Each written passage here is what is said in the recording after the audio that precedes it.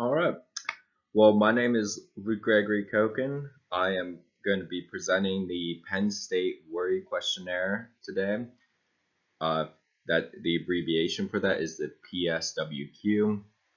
And let's start off with just the basic background. So, as I already said, it's the Penn State Worry Questionnaire with its abbreviation PSWQ. It was actually developed in 1990 with the authors T.J. Meyer, M.L. Miller, R.L. Metzger, and T.D. Borkovic. And the publisher of the study was, or the assessment in general, is Penn State University within their Behavior Research and Therapy Department. Now, some reasons for choosing this test. I believe I actually initially picked this test because of its simplicity, not only for the clinician that's going to be giving this assessment, but also for the participant. I thought being that it's 16 questions, that is something that is both digestible by both parties. Um, I know that a lot of clients do not particularly care for doing many assessments, so I thought that this one was the best choice for that. It's only 16 questions, like I said, so it's pretty simple and can be done in maybe 5-10 minutes. Its applicability is actually wide ranging.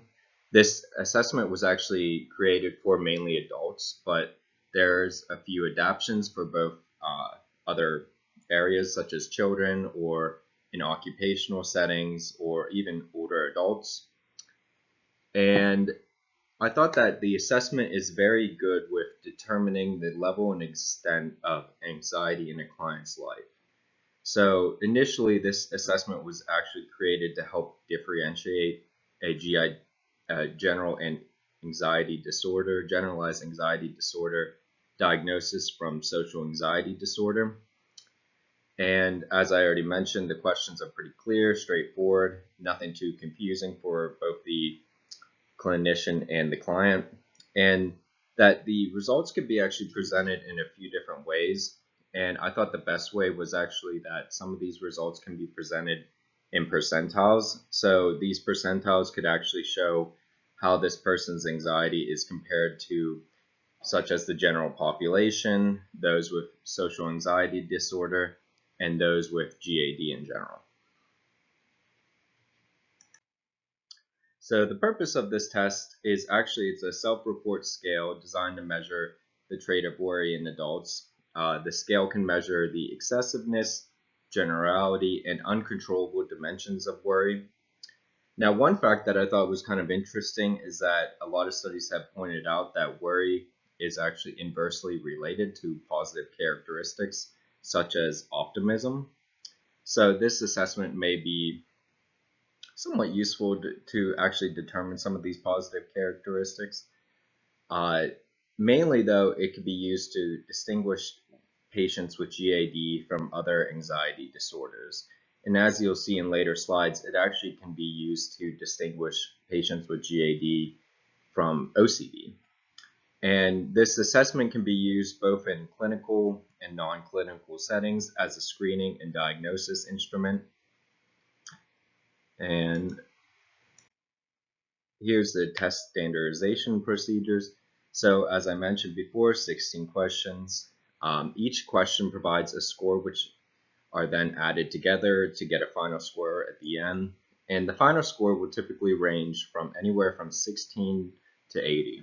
So scores that are 29 or less represent individuals that are not anxious or generally considered a worrier. Scores between 30 and 52 are those that are bothered by worries, but they're generally below the clinical range for worry. And then scores 52 to 65, these individuals do have some problems with worry and anxiety, and they may benefit from some form of treatment. And then the scores of 66 or more are generally the most severe cases. These are the chronic worriers. They need treatment to target this problem in general. And in the end, you'll get a raw score, but that raw score can actually be converted into the percentile, like I mentioned. And this percentile is then compared to the total score of 3 different samples. And these samples, as you see here, are the adult community percentile, the one with social anxiety disorder, and then a percentile for GAD. And typically, individuals that score, individuals with GAD will score around the 50th percentile on the GAD percentile. And then here's an example of the assessment overall. As you can see, it's very simple. There's only 16 questions, and that it will be the client is asked to just generally give either a number or answer whether, not at all typical of them, rarely typical of me, somewhat typical of me, often typical of me, or very typical of me. Now, the one thing I have to say is it is a little bit confusing whenever you go through the assessment with a client and you just focus on the numbers, because as you can see, the numbers go back and forth from 1 to 5 to 5 to 1. And it's a little bit easier whenever you're doing this assessment with a client to just use the labels that are at the top, being what I mentioned already, not at all typical, yada, yada, yada. Overall, though, this is the original format that you'll see. There's other assessments out there, like I mentioned, that are adapted for different populations, but this is the most general and original one that was created in 1990. And the duration of this could be anywhere from 5 to 10 minutes. It shouldn't take more than that. And generally, this is done by the client, but you could also have the clinician do this and score it themselves. So the target population. So for this original assessment, the target population would have been adults of any age, specifically individuals that are experiencing some sort of anxiety-related symptoms. It will be very helpful when working with these clients when diagnosing GAD. It has also been used in educational and occupational settings along with clinical ones, and that the adaptations of the PSWQ may be used with child and adolescent populations. That has been seen more in educational settings overall, but it's been something that's been changing, and more adaptations have been created in the more recent years. So some test strengths and limitations. So some strengths are that there's good internal consistency and good test to retest reliability over intervals long as 8 to 10 weeks, meaning that if you do the assessment again, let's say 2 weeks after you do it with a client, they should be scoring the same scores anyways between those time periods. There's strong correlations with measures of anxiety and depression. The PSWQ is correlated highly with trait anxiety, obsessive rumination, and depression. And there is a strong sensitivity and specificity in discriminating clients with GAD from those without GAD.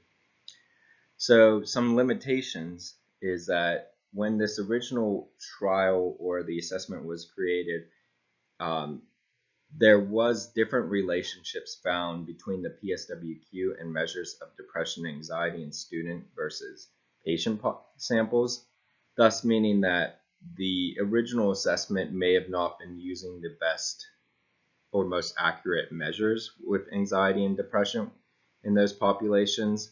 But in further trials and further tests, it has been seen that the PSWQ has been fairly accurate in determining the level and severity of anxiety within a client. And another limitation would be is that worry is actually considered a transdiagnostic factor, thus meaning that worry can be put into multiple diagnoses that you'll see in the DSM-5. So although the assessment is very good with determining the level of anxiety and worry in someone's life, it may not be the best predictor of what's that worry and anxiety tied to, whether it's some sort of anxiety disorder or if it's a depressive disorder. And lastly, that some studies have found that the PSWQ cannot distinguish between participants with GAD from those with MDD, major depressive disorder, even when controlling for comorbid diagnosis. So that's been seen in a few trials and a few assessments completed by different populations.